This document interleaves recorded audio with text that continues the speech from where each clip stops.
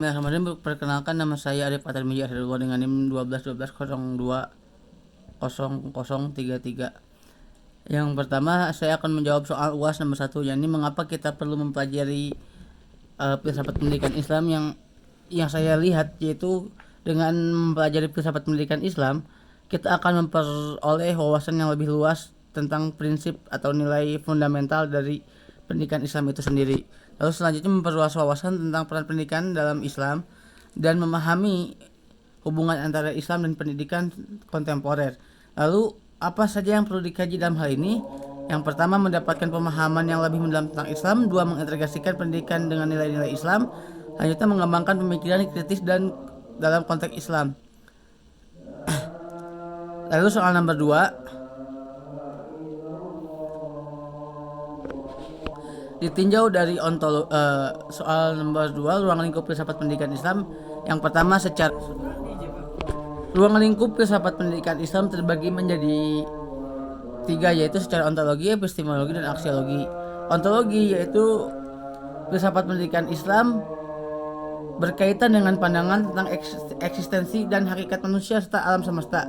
Dalam perspektif Islam, manusia dipandang sebagai makhluk yang diberikan potensi oleh Allah untuk mengembangkan diri secara spiritual, intelektual, moral, dan alam semesta dan istrinya dipandang sebagai ciptaan Allah yang harus dihormati.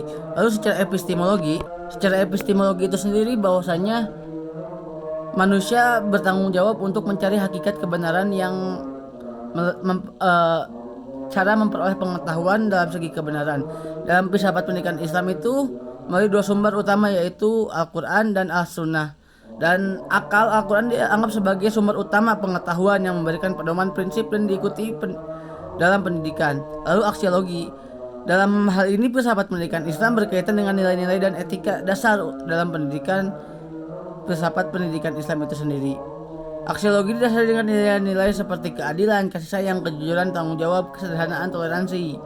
Pendidikan Islam bertujuan untuk membentuk individu bertanggung jawab, bermoral, dan berkontribusi positif dalam masyarakat. Lalu selanjutnya, pertanyaan nomor 3. Filsafat pendidikan Islam memiliki peran yang sangat penting dalam membentuk para peserta didik dengan nilai regularitas sesuai dengan ajaran Islam. Dan cara-caranya berikut. Yang pertama, pendidikan sebagai pengembangan ketakwaan. Yang kedua, pendidikan moral dan etika filsafat. Yang ketiga, pendidikan ilmu agama. Yang keempat, pendidikan berdasarkan teladan Rasulullah SAW. Jadi di sini filsafat memberikan contoh bahwasanya Rasulullah SAW adalah figur utama ketika mendidik. Dengan demikian, filsafat pendidikan Islam memiliki peran dalam membentuk para peserta didik dengan nilai regularitas yang dianjurkan dalam konsep Islam itu sendiri. Lalu soal nomor 4, sebagai pendidik kita sangat mengaturasikan nilai agama dengan cara yang seimbang dan bijaksana sambil mengantisipasi pengaruh negatif pengkultusan, fanatisme, dan sikap kita untuk sebagai seorang pendidik dapat mengambil. Yang pertama, pendidik berbasis ilmu dan pengetahuan. Pendekatan pendidikan berbasis ilmu dan pengetahuan merupakan landasan yang paling penting dan fundamental untuk mengantisipasi pengaruh negatif dari pengkultusan dan fanatisme. 2, pembelajaran dialogis dan keterbukaan. Jadi pendekatan dialogis keterbukaan itu adalah ketika para pendidik mampu berdialektika dengan terbuka tanpa fanatisme tertentu dari si pendidik itu sendiri.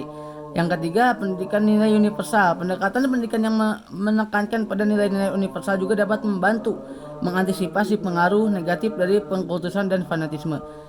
4, pendidikan kritis dan mandiri. Pendekatan yang mendorong pemikiran kritis untuk mandiri juga penting dalam mengantisipasi pengaruh negatif pengkultusan, fanatisme, dan lain-lain. Lalu pendidikan pemahaman dan penghargaan terhadap perbedaan. Nah, dan hal ini penting pula ketika seseorang berdialektika dengan orang lain. Ketika dia terlalu fanatik, itu diperlukan sekali untuk menunjang proses keterbukaan pemahaman secara universal.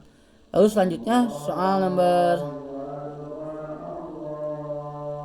5. Dalam menghadapi tantangan zaman seperti kesulitan ekonomi dan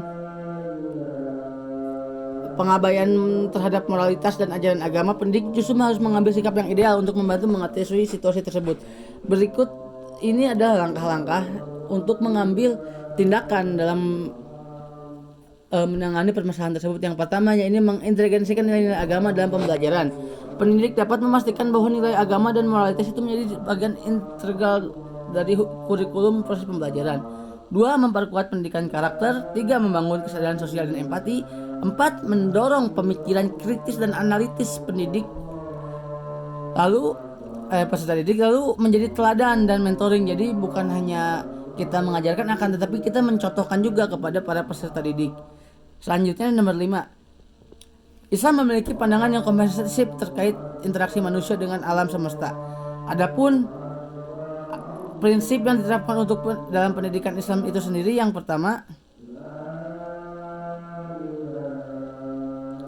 nomor 6 maksudnya ya, tauhid dan keharmonisan. 2. Manusia sebagai khalifah yang di muka bumi dipercaya untuk dapat mengelola bumi oleh Allah Subhanahu wa taala. 3. Keberlanjutan pembangunan berkelanjutan. Islam mengajarkan pentingnya berkelanjutan dalam pembangunan manfaat sumber daya alam itu sendiri. Pendidikan Islam itu mengajarkan kepada peserta tentang pentingnya mempertimbangkan efek jangka panjang dalam keputusan untuk mengambil suatu tindakan. Selanjutnya penghormatan terhadap makhluk hidup dan penghormatan terhadap kesadaran lingkungan dan tanggung jawab sosial yang akan terjadi selanjutnya, dan dalam mengambil tindakan supaya lebih bijaksana dan berkelanjutan. Sekian dari saya. Aku qouli hadza wa astagfirullahaladzim. Assalamualaikum warahmatullahi wabarakatuh.